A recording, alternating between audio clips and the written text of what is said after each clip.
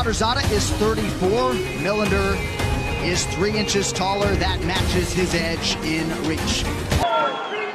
Curtis Milender, born in San Bernardino, fights out of Fullerton, California. Ben Jones, his longtime chief corner. All right, gentlemen, first round. You ready to fight? You ready to fight? Head up, let's go. Seyar says everybody's a great striker, everybody's a great ground fighter, but the thing that separates him from everybody else is he's got balls, he says. I'm pretty sure Milender has balls as well. That's my point. Yeah. So what's going to really happen is... It's his belief. That's his power in his head. Absolutely. And the fact that he knows he could smash people. There's that teep kick in the right hand right off the bat. Those are his 2 best weapons that he uses over and over. And he finds the timing as he finds his range. Seyar.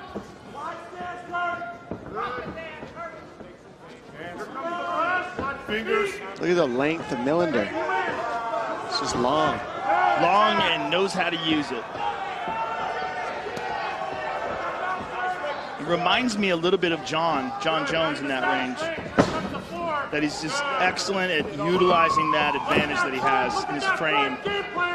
Well, after John started fighting the way he did, I started to see a lot of gentlemen take a lot of the fundamentals that he uses. This teep kick to the front. If you got a long stature, long limbs, you try to fight somewhat like John Jones. And Curtis Milender has similarities, just like we've seen a lot of guys talk about fighting like John Jones. And it's that frame that they have that they know how to use very well. Bahadorzad just kind of glanced him with a left hook there. Milender's got to be careful. Got to be careful closing that distance, because Bahadorzad is loading up with every shot. We'll see that teep kick to the knee stops the overhand right from being able to throw when he wants to. So it is a good weapon that he's using in Milender.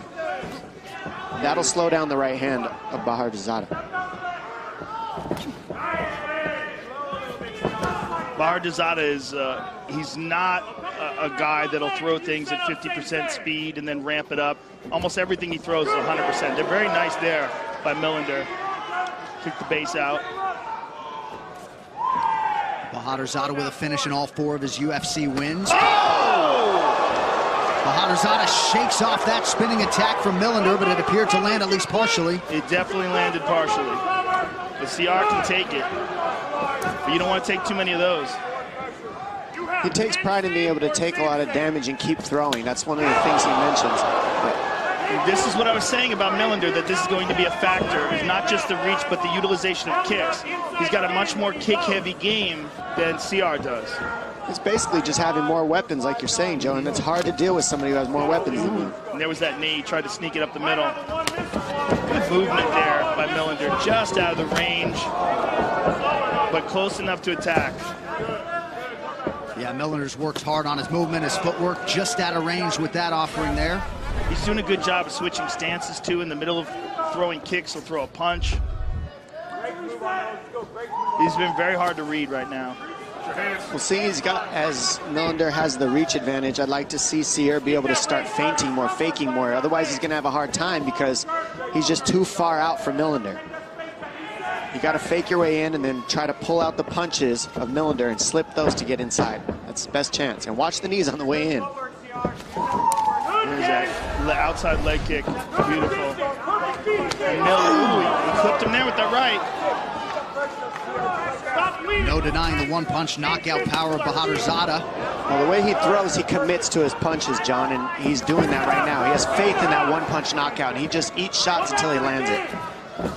He's eating a lot, though. A lot. And in getting very emotional and trying to get these shots back, he's really opening himself up.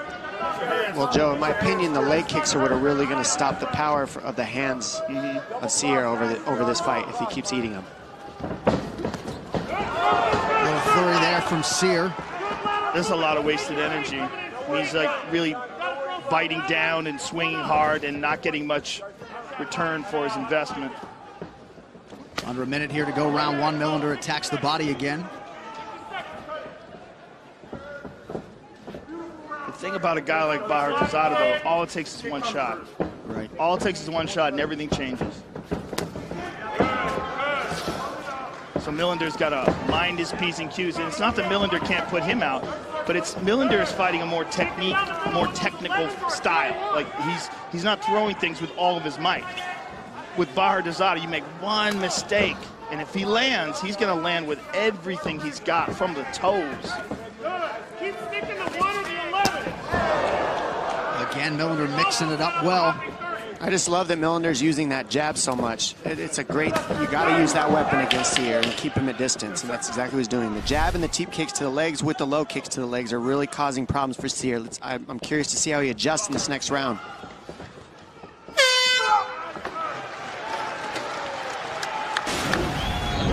Here's some of the kicks that Milender's landing. That's a calf kick. That'll beat you up real quick. The spinning kick to the head just blocked, still hurts. Another head kick, and that's all those kicks are coming off setups with the hands first. Low kick to the leg. Go. Greg Jackson's exactly right. Milender gets the jab going, and then he sets up everything else from that. So that's what Seyar needs to get rid of. Counter that jab. There it is. Pressure. He's got to keep Milender on his heels as he's doing now. He landed a good kick to the body there. The way he throws punches, too, they're really from the hips. I mean, he keeps his hands way low. And he's trying to lure this guy into a gunfight. Yeah, he hasn't stopped talking since the round began. He's pointing to him, saying things to him. Leg kicks, big part of the narrative in this one so far. Too many times, no setup. Come on.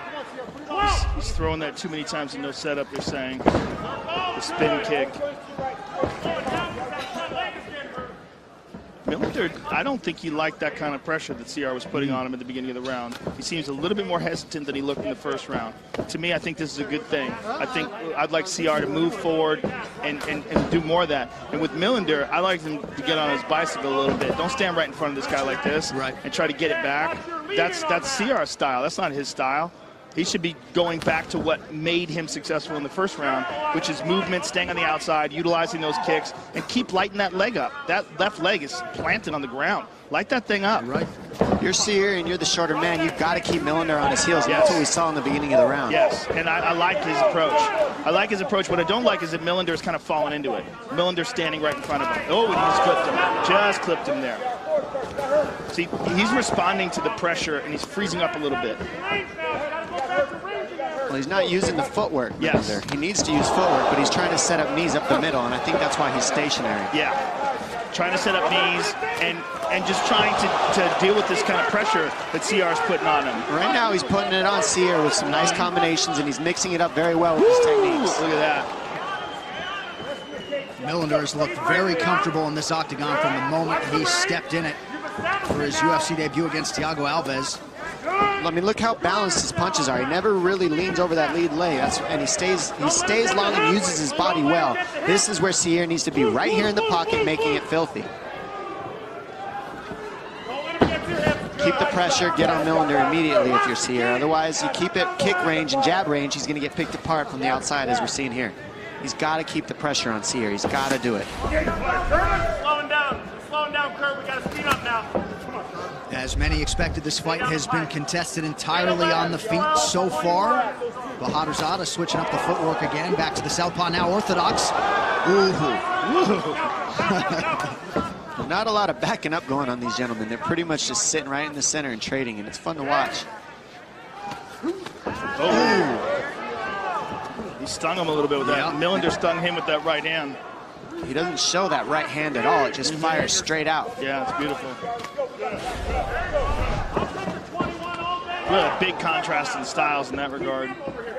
Bahadorzad hasn't been all that efficient tonight, landing just 18% of his significant strike attempts. Look at that big spin. And there's a takedown. Very nicely done by Bahadorzad. With time to work, minute 40 on the clock. And this was one of the main things Milender said he needed to avoid was takedown situations. As we see here, he's flat on his back. It looks like he's just holding on and just doesn't want to take damage here, but he could be using the fence to get up, create some sort of scramble, but staying flat on your back, you're burning the clock here if you're Milender. He's saying, I'm going. Yeah, his corner telling him to get up. You can hear them. Lock your legs, skirt it. Now, work to this underhook. You got to get up, flat back. He's got an underhook, but he's also got an overhook, and that's what's locking him down right now, is that overhook that he's got. Well, he doesn't have an underhook on the same side as the half guard. He wants to get the underhook on the right-hand side. Control the posture. This isn't really trying to get up for Milender. It's more of stay safe right here is what we're seeing. Yeah, he's got the underhook now. Yep. And it's a matter of gathering up the energy to try to explode and hip escape and pop back up. Well, the next step is getting that leg from being locked down by Seyar. He's got that half guard locked down, so it's like that's like, you know, sticking him to the mat. He needs to get that leg out of there, scoop underneath the ankle of Seyar, and be able to get to a single or get to a hip, use that underhook. He's also in a weird position being up against the cage right here. Either he's going to use it to wall walk. Okay, now he's moving. He's got to really get out of here. He's absolutely losing this round if he stays with Seyar on top of him here. In a round that he most likely was winning. Or at least a round that was very close. Right. Now Seyar gets it without even doing much damage, but just securing the takedown and staying on top for the remainder of the round. And now it's a read for Seyar, too. Yes. Now he knows he can do that. And Milender's not comfortable on the ground. So now there's a new angle to this fight. And there's that flying knee, went to the body there. None of those landed clean. Here's a good right hand by Seyar that caught him right at the very end of it. And here's the takedown. On the spin, ties him up, trips him, gets him to the ground, and that very well could have won him the round. Bring it that savage. Yeah, just go finish him. Never been knocked out ever. Right. Guy's made out of wood.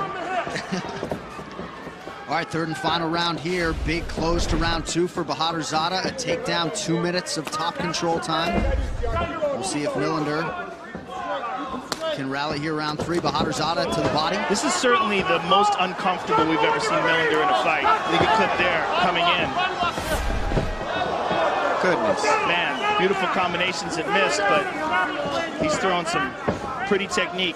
We're about to find out what kind of pace Seyar has. Beautiful right hand. He stung him there. Seyar's shaking his head, but he stung him.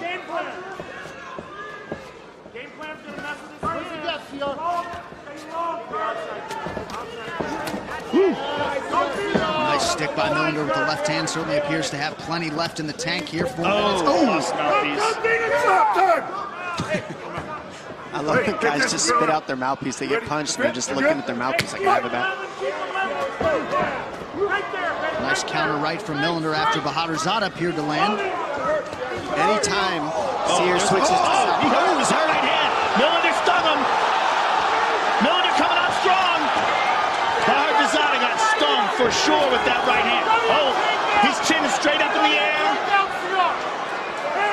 Now Milender's got to pick his shots. Well, he's down 2 rounds. It could be down a round, actually. This is the round that needs to be won by either guy. Milender could stop him in this round if he puts it together.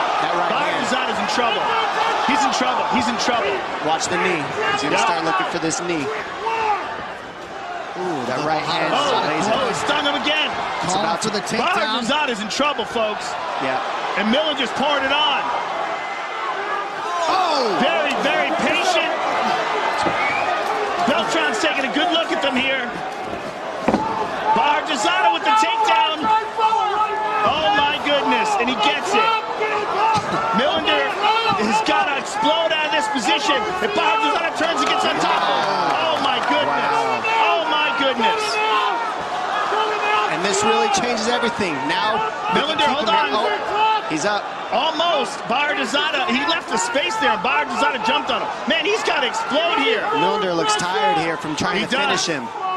I think he's tired from trying to finish Seyar, and now he's got to try to get up from this position. Seyar's in a strong position underneath the armpits with the body lock. There's just not enough time here for him to let Seyar lay on him. And for Seyar, this is beautiful. Oh, now he's up. Oh, right back down. So another big takedown here for bahadorzad. What will he do with it? Big shot from bahadorzad. Oh! And Seyar seems recovered now, too. He's tired, but he seems more recovered. He's not spinning. Well, one of the good things about being on the ground is he doesn't have to worry about his balance. I mean, his equilibrium was all shook up when he was standing up. Now let's see how tired these gentlemen are in this last 2 minutes, because that was a heck of a round so far. Under 2 minutes now to go. Milender hasn't been finished since 2015. That was also a round 3 finish by way of the guillotine prior to his UFC days, of course. bahadorzad in on a single here. We'll see if he can complete it. Milender's got to push off and get out of there. He's got to spin him off the cage. For bahadorzad, he'd really like to get him back down to the ground again. Now here they go. Comes the right hand down the middle. Anytime Seyar switches to southpaw, he gets clipped with the right hand. He needs to stay conventional and keep the power going. Forward pressure. Oh, nice right hand.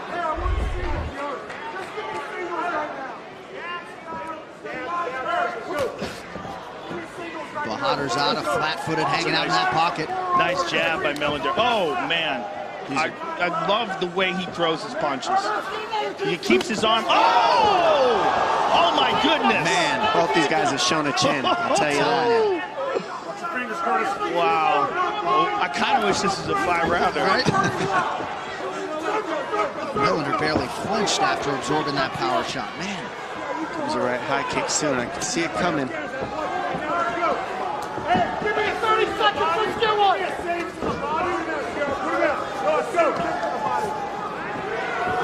Well, Joe, you Milender just took a big look at the time. Oh, he looked up at the clock. Saw it, and he went in for the clinch.